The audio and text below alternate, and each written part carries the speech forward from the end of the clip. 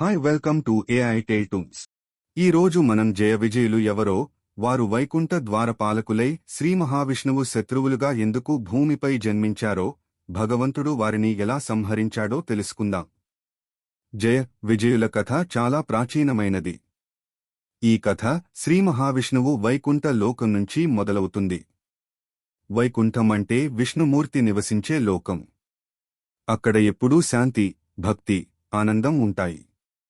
అక్కడే ఉన్నారు జయ మరియు విజయులు. వారు శ్రీ మహావిష్ణువు ద్వారపాలకులు. ఒకసారి బ్రహ్మదేవుని మానసపుత్రులైన సనక, సనందన, సనాతన, సనత్కుమారులు, సనకాది మునులు శ్రీహరిని దర్శించాలనే ఆరాటంతో వైకుంఠానికి వచ్చారు. వారు చిన్న పిల్లల రూపంలో ఉండటంతో జయవిజయులు వారికి అనుమతి లేకుండా లోపలికి పోనివ్వలేదు.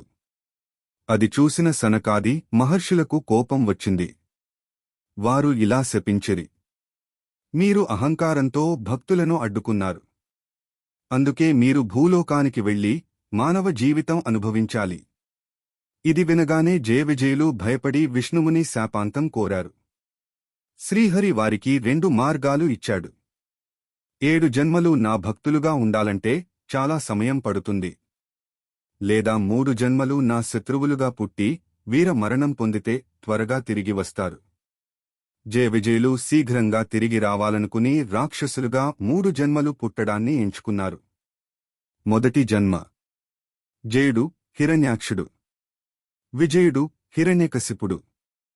విష్ణువు అవతారం వరాహ అవతారము హిరణ్యాక్షుడిని సంహరించాడు.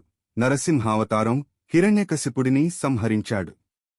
రెండవ జన్మ: జయుడు రావణుడు, విజయుడు కుంభకర్ణుడు.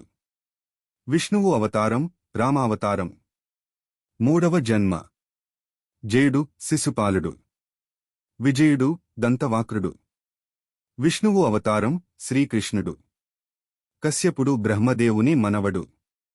దితి మరియు అదితి ఇద్దరూ కశ్యప మహర్షికి భార్యలు. అదితి దేవతల తల్లి.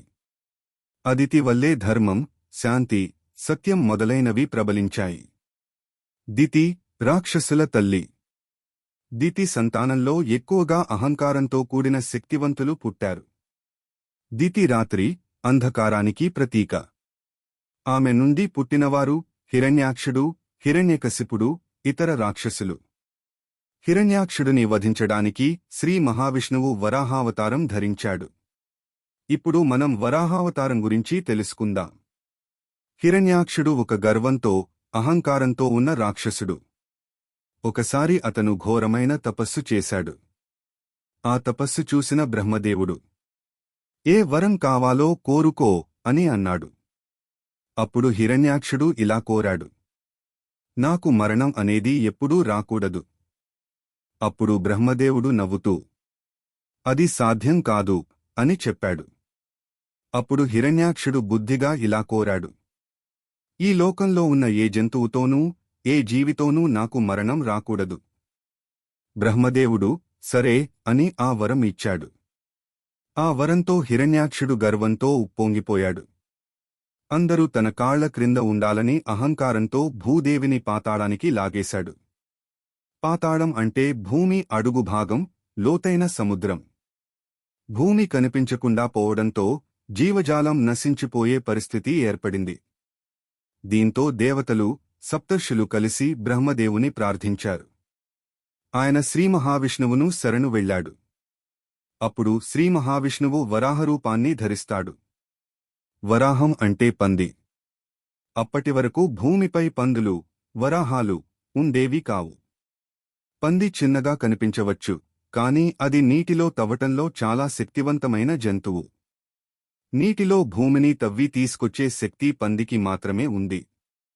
హిరణ్యాక్షుడు కోరిన వరానికి విరుద్ధంగా ఉండేలా శ్రీ మహావిష్ణువు కొత్త జంతువైన పందిని సృష్టించాడు. అతడు హిరణ్యాక్షుడితో ఘోరమైన యుద్ధం చేశాడు. చివరికి హిరణ్యాక్షుడిని సంహరించాడు. తర్వాత వరాహస్వామి పాతాళానికి వెళ్లి భూమాతను తన ముక్కుపై మోసుకుని పైకి తీసుకొచ్చాడు. ఎందుకంటే పందికి చేతుల కంటే తాళం, ముక్కు పైనే ఎక్కువ బలం ఉంటుంది. అందువల్ల భూమిని ప్రేమగా మోసి తిరిగి తన స్థానంలో ప్రతిష్ఠించాడు. భూదేవి ఆనందంతో విష్ణువుకు నమస్కరించి కృతజ్ఞతలు తెలియజేసింది. ఇలా వరాహావతారం పూర్తవుతుంది. అధర్మానికి అవమానించబడిన భూమిని కాపాడటానికి శ్రీమహావిష్ణువు పంది రూపంలో అవతరించి హిరణ్యాక్షుడిని సంహరించి భూమాతను తిరిగి తన స్థానంలో ప్రతిష్ఠించాడు. ఇది వరాహావతారంలోని ప్రధాన సందేశం. ధర్మాన్ని రక్షించడం కోసం భగవంతుడు ఏ రూపం అయినా ధరిస్తాడు. కాని కథ ఇక్కడితో ముగియదు.